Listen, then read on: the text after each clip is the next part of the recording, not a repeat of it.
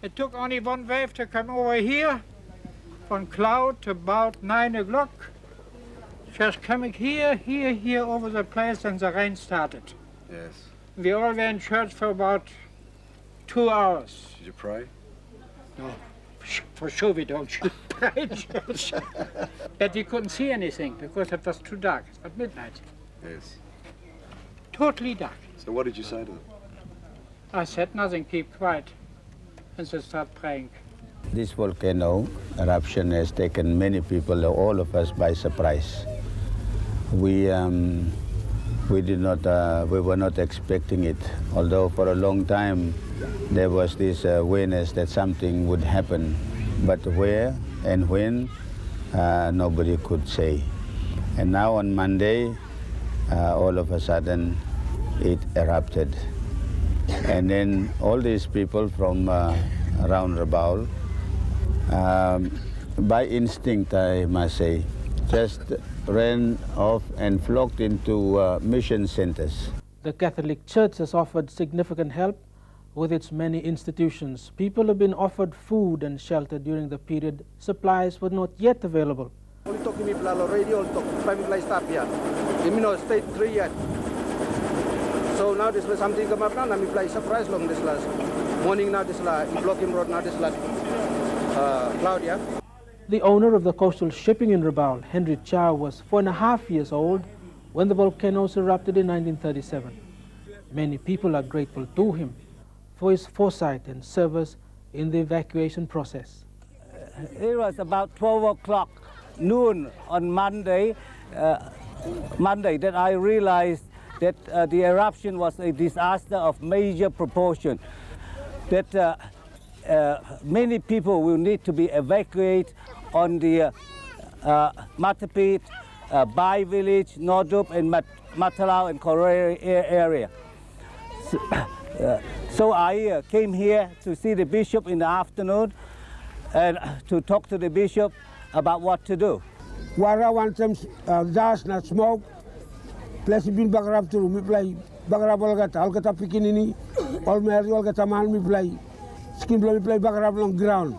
CP come down lik dingi long small people go in up long 12 o'clock long night. CP pull up me play bin move come long una popena na pla CP bin come stop na kisim sabla me pla.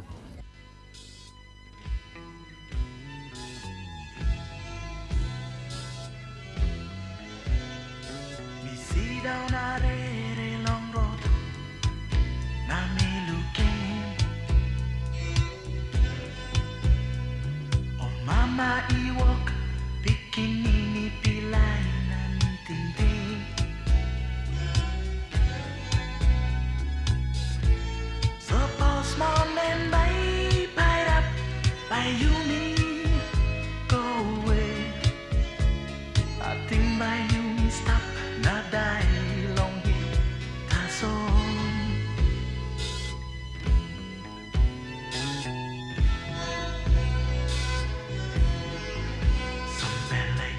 Balu sampai lagi simsi na oligo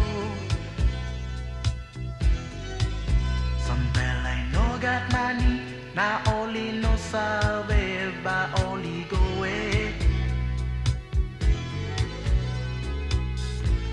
na ni to me no sabe ba me go away maski by me stop na mi die long hit the soul. Both Waigani and Rabaul had no cause for concern the week, even the day before the two volcanoes went off. By September 19th, the country was coming to the end of its 19th independence anniversary celebrations. Sir Julius Chan had been Prime Minister for only 20 days.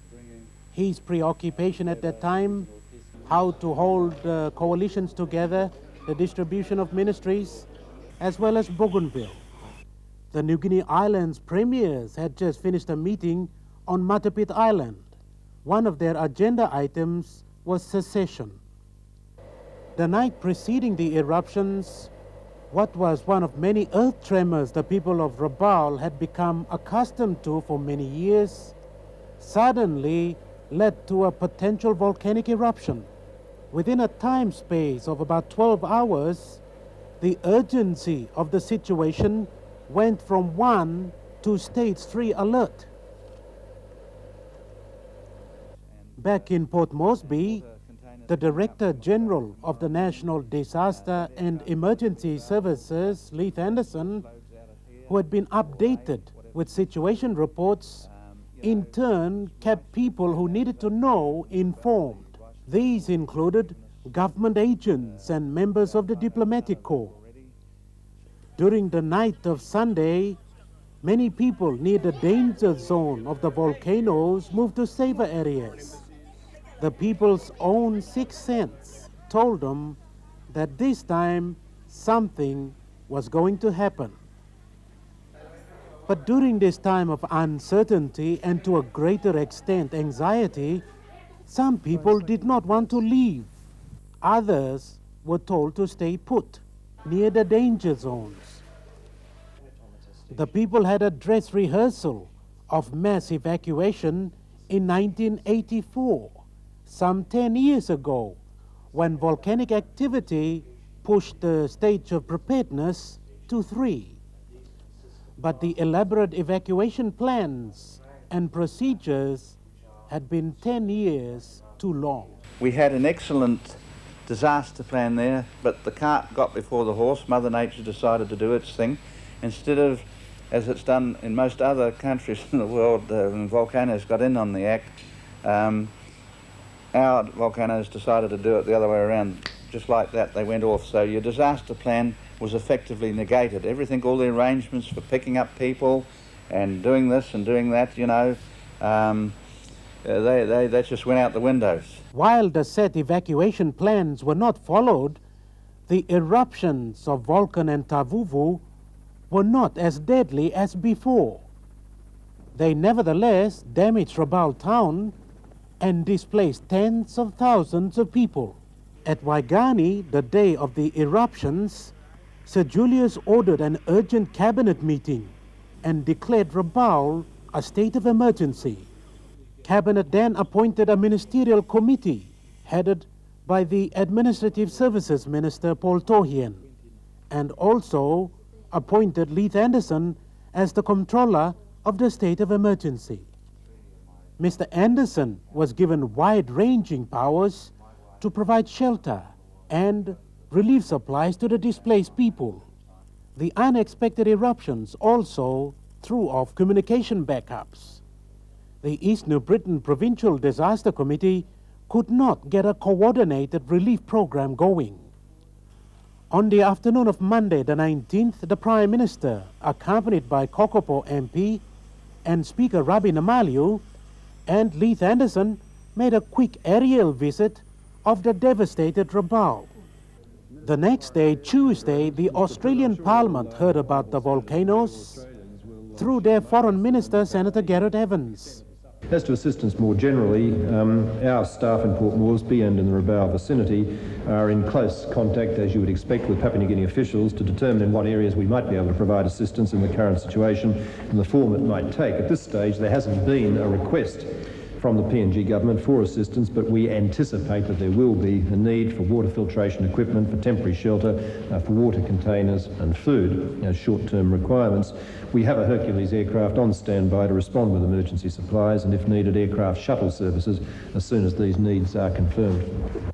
The request for assistance eventually went down to Australia, but in the days immediately after the eruptions, missions, mainly the Catholic Church and to an extent the United Church, were at the threshold of feeding and providing shelter for dozens of displaced families. They were looking after people in at least 4 different care centers. Archbishop Carl Hesse of the Catholic Church further opened up the Vunapope Hospital and even spent thousands of kina. Now, today, we have numbers in the vicinity of 100,000, but also for those people who are looking after other people, after the refugees, for those families who have double up or triple up the number of people living with them. 5 days later, outside assistance finally arrived at Tokua Airport. Australia and American Hercules planes brought in supplies, and our own members of the Defense Force were flown in to provide order. Given our well-rehearsed plans and our knowledge from past experiences, Vulcan and Tavuvu tested our preparedness and nearly won. While we rebuild or relocate Rabaul town, we will do so with the knowledge that not many people were killed this time. Volcanic eruptions, landslides, floods, frosts, droughts, and even diseases, this country cannot escape them. Our seemingly small Papua New Guinea can suddenly become big and difficult when disasters strike.